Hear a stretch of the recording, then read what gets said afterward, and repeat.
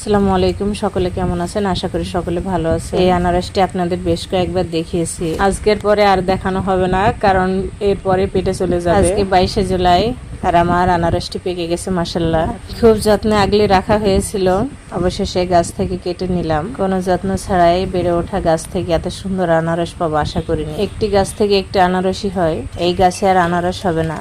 গাছের গোড়া থেকে চারা বের হয়ে সেখান থেকে আনারস হবে। আর এছাড়াও আনারসের উপরের অংশ লাগালে চারা বের হয় আর সেখান থেকে আনারস হয়। একদমই টাটকা সতেজ মাশাআল্লাহ, পরিপূর্ণভাবে পেকে খাওয়ার উপযোগী হয়ে গেছে।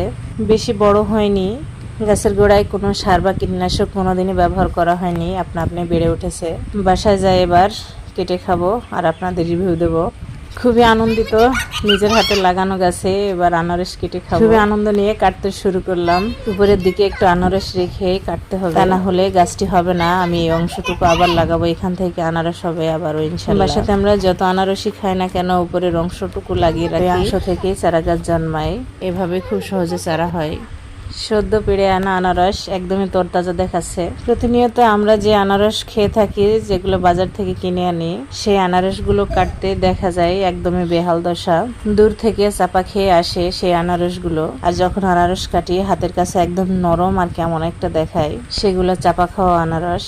আর আমার এই আনারসটি একদমই শক্ত, শুধু শক্ত না, সাথে রসালো বটে। রস আছে কিন্তু নরম হয়ে গলে যাচ্ছে না। আর কেনা আনারসে খোসা অনেক মোটা হয়, সেগুলো বেশিরভাগই বাদ চলে যায়। আমার এই আনারসটির খোসা একদমই পাতলা। খুব সহজে আনারসটি কেটে নিলাম।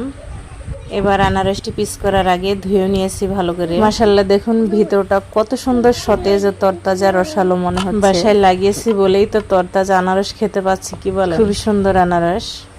আমরা গ্রামের মানুষ সাধারণত এভাবে আনারস কেটে খাই। মাঝের শক্ত অংশটুকু কেটে ফেলে দিচ্ছি। অবশেষে আনারস কাটাকাটি শেষ।